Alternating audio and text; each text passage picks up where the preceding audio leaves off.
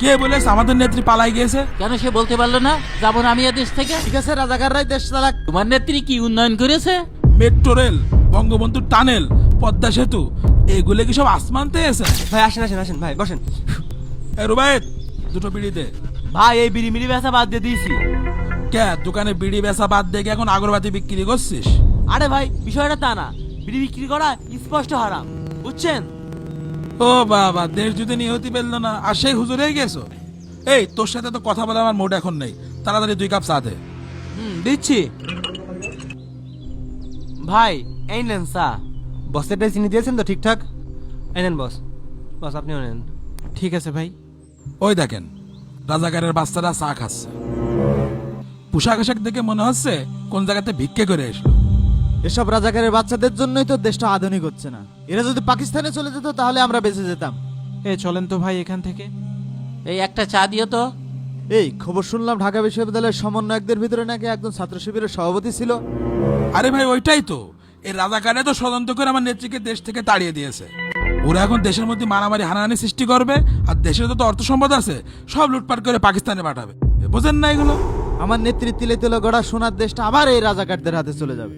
ভাই, বঙ্গবন্ধু কত কষ্ট করে দেশটা স্বাধীন করিল, আর আমার মমতাই মা দেশটা ডিজিটাল রূপ দিয়েছে, আর এই জঙ্গির গোষ্ঠী সব শেষ করে দিল। তুই ঠিকই বলেছিস, আমার নেত্রী ছিল এই দেশের উন্নয়নের একমাত্র রূপকার। কি বললে? তোমাদের নেত্রী দেশপ্রেমিক? দেশপ্রেমিক হলে পালিয়ে গেল কেন? কে বলেছে আমাদের নেত্রী পালাই গিয়েছে? সে পালিয়ে যাওয়া নেত্রী না, তাকে জোরপূর্বক দেশ ছাড়তে বাধ্য করা হয়েছে। এত দেশপ্রেমিক, তাহলে দেশের সমস্ত কিছু ফেলে দিয়ে চলে গেল কেন? সে বলতে পারলো না যে যাবো না আমি এ দেশ থেকে? ও বুঝতে পারিছি, তার মানে আপনিও পাকিস্তানি দলের লোক না, দেশদ্রোহী? না না, আমি কোনো দলের লোক নই, আমি অন্যায়ের বিরুদ্ধে কথা বলি।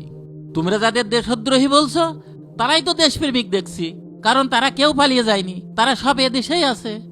বাহ বাহ বাহ, আপনার কাছে রাজাকারদের দেশপ্রেমিক মনে হচ্ছে না? তোমার নেত্রী যাদের রাজাকার বলে আখ্যায়িত করেছে তারা শত নির্যাতন সহ্য করেও কিন্তু এদেশ থেকে কেউ পালায়নি, কেউ পাকিস্তানি চলে যায়নি, তারা কিন্তু এদেশেই আছে। তারা হাজারো নির্যাতন সহ্য করেছে, ফাঁসির রজ্জুতে ঝুলেছে, তারপরেও তারা অন্যায়ের কাছে মাথা নত করেনি। আর তোমার নেত্রী ঝামেলা দেখেই টুকুস করে পাশের রাস্তা পালিয়ে চলে গেছে, তোমাদের সব ফেলে দিয়ে চলে গেছে। এখন বোঝো দেশপ্রেমিক কে। ঠিক আছে, রাজাকাররাই দেশ চালাক, দেশটা পাকিস্তানের মতো ফকির করে দিক। তোমার নেত্রী কি উন্নয়ন করেছে? উন্নয়ন করেনি মানে?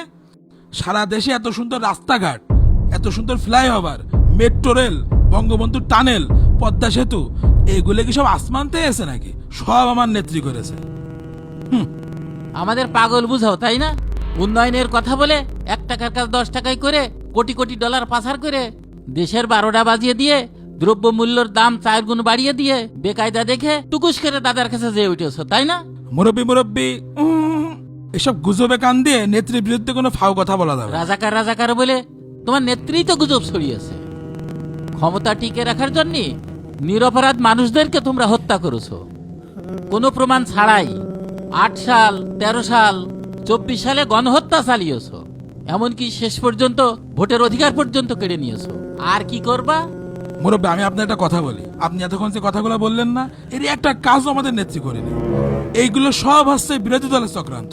আর যে রাজাকারকে এতক্ষণ সুনাম করলেন, এরা যদি একবার ক্ষমতায় আসে এই দেশ ধ্বংস করে একদম পাকিস্তান বানায় ফেলবে। এরা তো বুঝতে পারছে না। আজ পর্যন্ত আমি কোনো ইসলামিক নেতাদেরকে দেখিনি ঘুষ, চাঁদাবাজি, দুর্নীতি, টেন্ডারবাজি, রাহাজানি, সন্ত্রাসী এ সমস্ত করতে।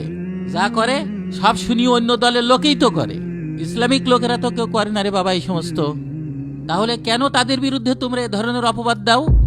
এমনকি এই ইসলামী লোকজন এমন যে মন্ত্রী হওয়ার পরে সরকারি বাজেট যেটুক খরচ হয়নি সেটুক আবার রাষ্ট্রীয় কোষাগারে ফেরত দিয়ে দিয়েছে। দেশের দুর্যোগ মুহূর্তে, বিশেষ করে বন্যার সময় এই ইসলামিক লোকদেরকেই দেখেছি ঝাঁপিয়ে পড়তে। আমার কাছে মনে হয় এরাই দেশের গর্বিত সন্তান, এরাই প্রকৃত দেশপ্রেমিক, আর আমার এই দেশ এদের কাছেই সংরক্ষিত। এই রে, চাচা তো দেখছি জাগা মতো ঘা দেওয়া শুরু করেছে। হ্যাঁ, দ্রুত উঠে পড়ি। এই ভাই এই ওই দাস তাইয়ের টাকা দে। এই, তুই না আমাদের আপনি করে বলতিস? এখন আর তোদের মতো পাতি নেতাদের সম্মান দেওয়ার সময় নেই, সোজা মতো টাকা দে। লেখে রাখ করে নিস।